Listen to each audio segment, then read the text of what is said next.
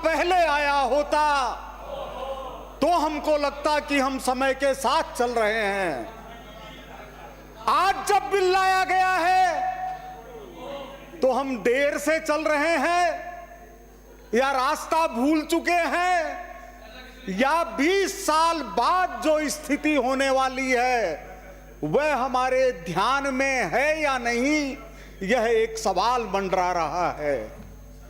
आदरणीय सभापति महोदय, एक तरफ स्कूल कॉलेजों का पाठ्यक्रम, दूसरी तरफ प्रतियोगी परीक्षाओं का सिलेबस, और इन दोनों के बीच में बनी हुई खाई को दूर करने के लिए एक पुल जो कोचिंग इंस्टीट्यूट्स के नाम के ऊपर जाने जाते हैं। महोदय, ये सारा जो मायाजाल है कोचिंग इंस्टीट्यूट का, ये हमारे ईस्टर्न एशिया के अंदर शुरू होता है। साउथ कोरिया, चीन, जापान, भारत। एक शब्द है जापान में, जुकेन जिगोकू, जुकेन जिगोकू, यानी एंट्रेंस परीक्षाओं का नर्क। इसका अर्थ है जापान में यानी कोचिंग इंस्टीट्यूट, यानी ऐसा नर्क जो कर दे बेड़ा गर्क। महोदय, विषय यह है कि कोचिंग की जरूरत कहां है? पढ़ाई के लिए, एंट्रेंस के लिए, नौकरी के लिए। एक ऐसा मायाजाल, हमारा एजुकेशन सिस्टम लगभग कोलैप्स होता जा रहा है। मैं कहना चाहता हूं, चलिए राजस्थान विश्वविद्यालय में, किसी और विश्वविद्यालय में, किसी सरकारी कॉलेज में अगर एक भी कमरे में पढ़ाई होती मिले, लेकिन चले जाइए किसी कोचिंग इंस्टीट्यूट में, वो जरा सा भी खाली मिले।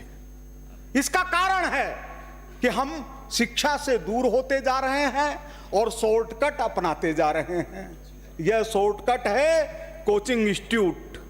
जिस तरह से हमारा देश के महानगर कंपटीशन कैपिटल के अंदर बदलते जा रहे हैं, हमारा राजस्थान कोचिंग कैपिटल के रूप में बदलता जा रहा है।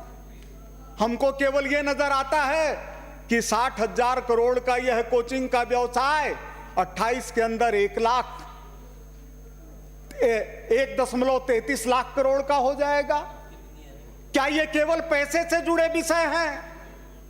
आज तक कोई भी आत्महत्या हुई हो, उसमें किसी को सजा मिली हो, तो मेरे से ज्यादा आदरणीय माननीय कोटा से आने वाले वरिष्ठ विद्वान सदस्य ज्यादा जानते होंगे। क्यों आवाजें आती हैं कि ये कोचिंग इंस्टीट्यूट भ्रष्टाचार से जुड़े हुए हैं? हम इनको और जोड़ना चाहते हैं। जो प्राधिकरण खड़ा करना चाहते हैं वो क्या करेंगे सिवाय भ्रष्टाचार के? जेडीए की स्थिति देख लीजिए, एक नया प्राधिकरण खड़ा कर दीजिए, अफसरों का जाल खड़ा कर दीजिए। ये जो भारत सरकार की गाइडलाइन है जनवरी 2024, ये क्या कहती है? राजस्थान के लिए कहती है कि डबल इंजन की सरकार है, साथ साथ चलो। डबल इंजन की सरकार, साथ साथ चलो। फिर ये कहां से सवाल आता है कि वो मानते हैं कि सेकेंडरी एजुकेशन के बाद या 16 वर्ष की उम्र होने के बाद कोचिंग में दाखिला ले सकेंगे, उसके बाद ही ले सकेंगे। फिर हमारे इस बिल के अंदर यह धारा क्यों गायब है? क्यों गायब है? आदरणीय सभापति महोदय, हमारा यह बिल कहीं मत्स्य न्याय का प्रतीक तो नहीं है कि छोटी मछली बड़ी मछली को खा जाती है। महोदय, हमारा यह जो भारत सरकार की गाइडलाइंस है, ये कहती हैं कि 25,000 या 1 लाख, पहली गलती पर 25,000, दूसरी गलती पर 1 लाख रुपए का जुर्माना देना होगा। इसके बाद उसके निरस्तीकरण की कार्रवाई शुरू हो जाएगी। मैं आदरणीय मंत्री महोदय से विनम्रता पूर्वक निवेदन करना चाहता हूं कि 1 साल के अंदर ऐसा कौन सा सिस्टम है जो राजस्थान को इतना सस्ता बना दिया कि यहां पहली गलती पर 2 लाख और दूसरी गलती पर 5 लाख, यानी जो 5 लाख दे सके वो कोचिंग इंस्टीट्यूट चलाए, जो नहीं दे सके वो घर में जाए। क्या हमने ये छोटी मछलियों को खाने के लिए बनाया बिल?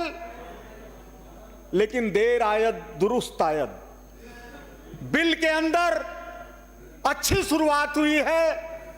आदरणीय सभापति महोदय, इस बिल के लिए सुप्रीम कोर्ट उस समय भी कह चुका है जब राजस्थान के अंदर आदरणीय भजन लाल जी की सरकार नहीं होती थी, उसके पहले भी विषय आ चुके हैं।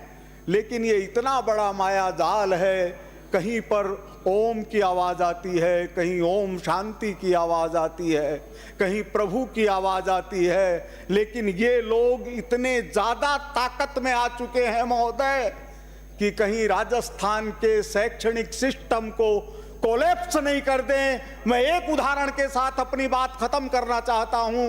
पिछले साल हमारे शहीद कैप्टन अमित भारद्वाज जी के जन्मोत्सव पर जयपुर की 10 प्रमुख स्कूलों के छात्र बैठे हुए थे। उनसे एक बड़े पद के ऊपर बैठे हुए व्यक्ति का नाम पूछा गया। उससे छोटे पद पर हैं वो, लेकिन लोगों ने कहा वह नाम है श्रीमान मदन दिलावर। क्या स्थिति है? क्या शिक्षा देने जा रहे हैं?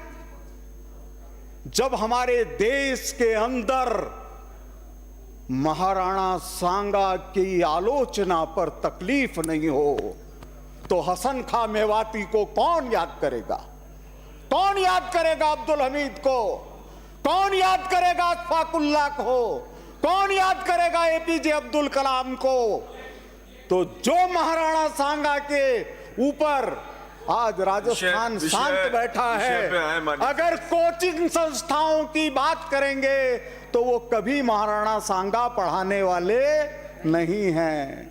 इसलिए आदरणीय सभापति महोदय, मेरी प्रार्थना है कि अफसरशाही से ऊपर उठकर प्रेमचंद जी बैरवा साहब दिखा दीजिए, दिखा दीजिए, दिखा दीजिए कि इन अफसरों का भ्रष्टाचार नहीं चलेगा। दिखा दीजिए, दिखा दीजिए हम कांग्रेस से अलग हैं, दिखा दीजिए। नमस्कार, जय श्री राम, जय महाराणा सांगा।